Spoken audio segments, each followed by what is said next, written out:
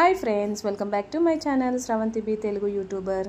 ఇంకా ఇప్పుడైతే మనకు ఆషాఢం అయితే స్టార్ట్ అయిపోయిందండి. ఇంకా ఆషాఢంలో అయితే ఇంకా ఎక్కువగా అయితే తెలంగాణలో అయితే బోనాలు అనేటివి అయితే ఉంటాయి కదండి. సో ఈరోజు మనం ముఖ్యంగా అయితే బల్కంపేట ఎల్లమ్మ దగ్గరికి అయితే వచ్చేసామన్నమాట. ఇంకా ఇక్కడ అమ్మవారికి అయితే బోనాలు అయితే చాలా మంచిగా చేస్తూ ఉంటారు కదండి. ఇంకా ఉట్టప్పుడు కూడా చాలా రష్గానే ఉంటుంది. ఇంకా అందులో ఇంకా ఆషాఢం కాబట్టి అమ్మవారి డేస్ కాబట్టి ఇలా బోనాలు అయితే తీసుకొని ఇలా 2 అంతలు 3 అంతస్తులు అన్నట్టు ఎత్తుకొని డ్యాన్స్ చేసుకుంటూ డప్పు సప్పులతో తీసుకొస్తారు. ఇంకా యాటను కోసుకోవడం, వండుకొని తినడం ఇలాన్నీ చాలా బాగా జరుగుతుందండి బల్కంపేటలో. ఎంత రష్ ఉన్నారంటే చెప్పలేమన్నమాట. దర్శనానికి అయితే 1 అవర్ పట్టింది. ఇంకా మళ్ళీ అందులో అమ్మవారి కళ్యాణం ఉందంటండి, అందుకే ఇంకా డెకరేషన్ ఇవన్నీ చేస్తున్నారు. మొత్తానికైతే అమ్మవారిని అయితే ఇలా దర్శించుకున్నాను అనమాట. చాలా సంతోషం అనిపించింది.